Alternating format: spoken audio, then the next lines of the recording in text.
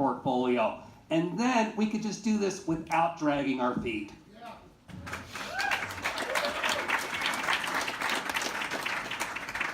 I told you when we began that one of the mistakes that we can be led into in this campaign is there's a silver bullet, that they're easy solutions. And the fact of the matter is, we can't just go be grabbing billions of dollars from permanent funds and investing it here and there and where we want. In fact, frankly, if it was that easy, the New Mexico legislature, senators and representatives would be doing so. The fact of the matter is we do have constitutional and statutory prohibitions and limitations on those monies.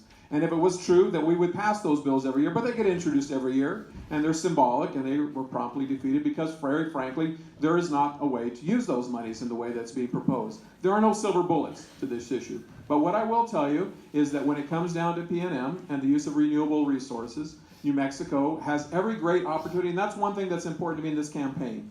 It's not just about running down what's bad about New Mexico, what's wrong with us. We need to start talking about what's great about New Mexico and bringing Facebook to New Mexico because of our renewable energy resources. Those are the kind of people we need to attract to New Mexico because of what we're doing. Taos has been a leader for a long time with your solar gardens and solar communities. You've been doing this for 20 years. Congratulations. Thank you very much. Quick yes or no question here from Joe Balsamo. Will you return the solar tax credit? Yes, but I still have 55 seconds. It's true, we do have the rules. Right? That's the rules, right? Yes, we believe in that. But it is that simple. You haven't heard me one thing talk about taking that money out of those funds. All I'm talking about is moving those funds back in New Mexico and investing into small business. 95%, look, we can talk about Facebook all day long. We can talk about 95% of our economy we're sitting in. Small business. And in our state, we penalize small business to grow and expand. In fact, we penalize them because there's no capital here investing in our state. So our state needs to take the lead. And you talk about leadership, it is this simple. And I am tired of my opponents that are talking about what we can't do. Folks, it's time we start thinking about what we can do and start investing into our opportunities. Yes. Yes, yes, yes, triple yes, yes to infinity. Put solar in every government building. We're going to have to be really careful and clear about a path to deal with the Trump administration's tariffs. We have to lead by example. There's no question that we can do that. And I'm going to take, not the whole 2 minutes, but this notion that if you've been in government and you have relationships with anyone, whether it's in the oil and gas industry or whether it's in the nursing home industry, that you lack moral confidence and the ability and integrity to serve New Mexicans, I think is a very unfair statement by candidates in this contest who have no experience at doing government. And I'll tell you, I don't know where you guys were when I went undercover at a nursing home to expose abuse and neglect. I will take that dream courage, that nursing home courage, and I've worked with the legislature to move really difficult pieces of legislation because you respect that policymakers can be part of the solution, not identified as the problem. Thank you. Yay! So of course, we're going to bring back the solar tax credit. Having said that, you've got a value choice that you need to make. You can listen and say, oh, it's not going to be like it was. We didn't get to be last in everything by accident. These were decisions that were made. And oh, by the way, money changed hands. Pay no attention to that behind the curtain. You've got to make your decisions on what you want to do. And then this idea that we can't do it or else it will already be done. North Dakota did it 100 years ago, but we believe in our banksters. We bailed them out. Did you get bailed out? No. And why? Well, it's because it's that same cabal that's running our government with all their dark money or upfront money. And this is a value choice. And you're going to make that choice. If you want something new and different, I offer that. If you want the same old, God bless. So I've been in the Capitol for about a week and a half. Today's Tuesday, right? I'm going to put the solar tax credit on our agenda Thursday. And I got to tell you, when I tell you one thing that's important for our governors to have that experience and that working relationship with people like Howie and my colleagues, because I can do that. as the chairman of the Conservation Committee, I can put that bill on the committee agenda for Thursday, and I can make sure as the chairman that it's going to pass. And I'm going to tell you all in this room, watch it. Watch Thursday, watch me do it. I know how to get things done in Santa Fe. I know how to do the right thing and bring people together in a collaborative and cooperative way. And I think that's critical of our next governor if you want to make up for 8 years of inaction and an adrift government. Is somebody who knows their colleagues. Senator Mimi Stewart is the person who brings it together every year. I'm looking at my friend Howie. We know who the champions are. We know who has the expertise and the experience in every area of our state government. Solar tax credits belong to Mimi Stewart. She's the champion. She's the knowledgeable legislator on that. And I'm going to tell you, we'll pass it. You watch Thursday. Thank you. So did Gary Storch leave already? This next question is for him. All right. Now to the other part of the green economy. Colorado is paving roads and putting money into schools, and we all know how they did it. Where do you stand on legalizing recreational cannabis in New Mexico? Jeff. Well, I don't know if you know this, but in 1978, New Mexico was the first state to have medical marijuana. Guess what governor signed that into law? My father, Jerry Apodaca. Never knowing 2 years later, his own son would use medical marijuana to go through chemotherapy.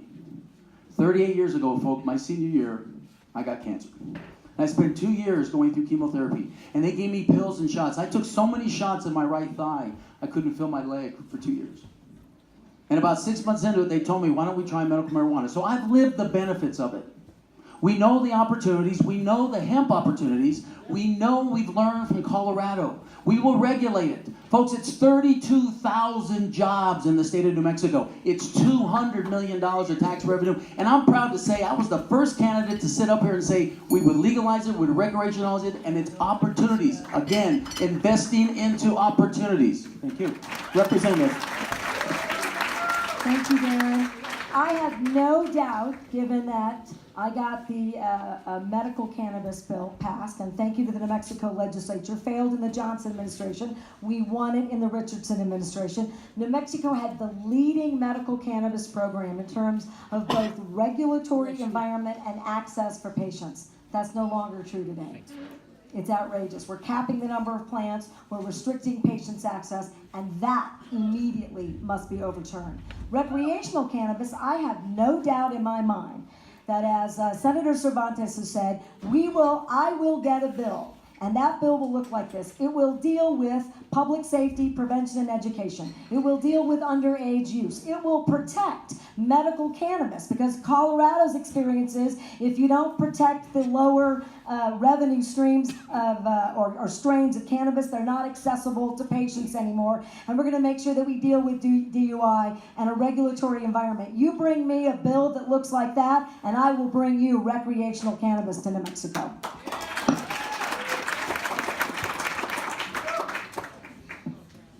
So, Congresswoman, does that mean you're for? Because you haven't said it yet. I'm just asking you, does that mean you're for legalizing it? So the difference, I don't know if Darren's going to allow that. The difference is I want folks to understand what real leadership looks like in terms of understanding how you regulate and bring recreational marijuana to your state. And you have to deal with the workplace issues. If a legislator brings me a bill that doesn't address any issues at all and says, I just want you to have the authority to legalize, I'm going to make them go back and give us a bill that deals with all of it. And I have no doubt that that's the bill I will get, so that we have a solid recreational program. So that's a yes. Jeff, please direct any other questions to the candidates or their respective team after the forum. I thought you wanted to warm it up a little bit. Yeah, but I also need to be conscious of everyone's time here. So Pete D, you may have an additional 15 seconds, as will you, Mr. Cervantes. Thank you. So go to my website. You will see a 6-page document on how to pass cannabis, legal recreational, expand medical, and hemp. It's very important. There were 25 bills in the legislature last session. They all conflicted trying to pay off different parts of it. Okay, we get all those people in the office. We follow my statement of principle as soon as the election's over, so that when January 2019 rolls around, we've got the bill, we've got the sponsors, we've got the governor's support. Patients' rights must come first. Okay, we got to make the prices of bud, 1 gram in Colorado is half of what it is here because we have a monopoly system that limits it. It limits that we have the legislature being doctors saying you can only have this much percentage of THC. You can only use it for this medications. No. That should be doctors doing it. The legislature needs to get out of it. We need presumptive enrollments. Instead of waiting months and months on our state, you fill out the paperwork, you're enrolled. Then we can start to promote recreational, following those guidelines where they do not conflict with what supports patients. And then we expand hemp production, which is going to be huge in our economy. The plan's laid out. Thank you. You all watched our president, Donald Trump, try to pass a health care bill. And you remember it went down by 1 vote. You all remember the moment. John McCain, right? 2 years ago, I passed for the first time decriminalization of marijuana in the New Mexico Senate. New Mexico Senate is considered the more conservative body. You all have heard that, and it's true. I passed that bill 2 years ago by 1 vote. That same 1 vote that John McCain. I got to tell you, it's hard to pass a bill when you're down to those kind of margins and you're working every one of them. Last year, when I passed the decriminalization of marijuana bill in the Senate, we passed it by 13 votes. We're moving and we're changing hearts and we're changing minds by our arguments.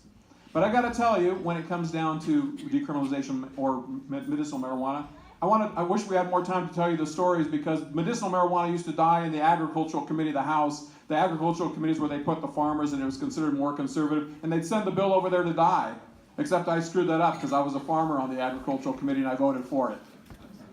The reality is that we do need to be recognizing that where we're moving as a country, we are going to be legalizing marijuana. We need to do it in a way that is safe in the workplace, that is safe on the roads. We work so hard, and I've worked so hard to pass laws to make sure that our roads are safe for DWI and enforcement and protections of service and the people that are serving in the circumstances. When we're able to show that capability in New Mexico, and I'll tell you the bills that have been introduced in the legislature do not yet do that. When we can do that, we can sign that bill. Thank you. So, couple more questions, then we'll wrap it up. Living wage. Do you support a living wage, and what should it be? We do support living wage, and we would grow our living wage up to $15. We do have a plan. It would take 5 years. It would take 5 years, but we have to start thinking about small business also. So we have to gradually increase it, and we have a tiered plan that you can go to our plan. In fact, our jobs plan is over there on that table that anybody can take a look at it.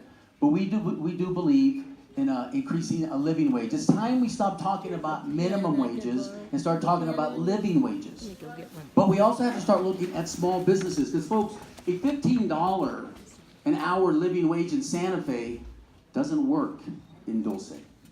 So we have to tier it, and we have to look at it, and we have to grow it. But we will grow the living wage by the time we grow our economy. That's what we have to start doing. We have to start investing in small business and growing our economy and start looking at more living wage jobs than minimum wage jobs.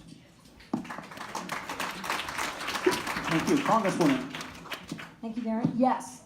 So same thing. I think most of us have economic plans. Ours, the first part is Jumpstart New Mexico, then Build New Mexico's economy. We're about to launch our long-term investments. We think you ought to have a 50-year, I'd be excited about a 100-year economic plan so that you're building on your successes. And we create an environment where every New Mexican, every rural community is succeeding. To do that, you gotta have a living wage. You can't have teachers' aides that are making $23,000 a year in the state. They got a raise. They work $15,000 a year.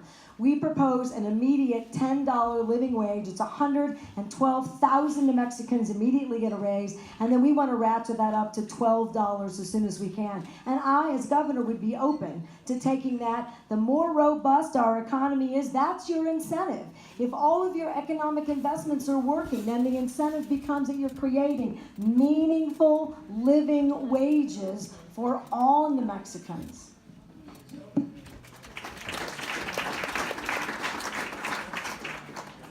So a living wage needs to be tied to what it actually costs to live. Yeah, so we need surveys from the Workforce Solutions Department, what it costs to live, and that should be our target. It should be 75 cents a year, because we cannot move faster than that, or it'll kill businesses. I know it's slow, but we're in a deep hole. We got to dig ourselves out. I have to pick a bone with the Congresswoman. $12 an hour if you work 365 days, or 40-hour weeks for 52 weeks, not 365 days, 40 hours for 52 weeks, no time off, comes to $306 above the poverty line for a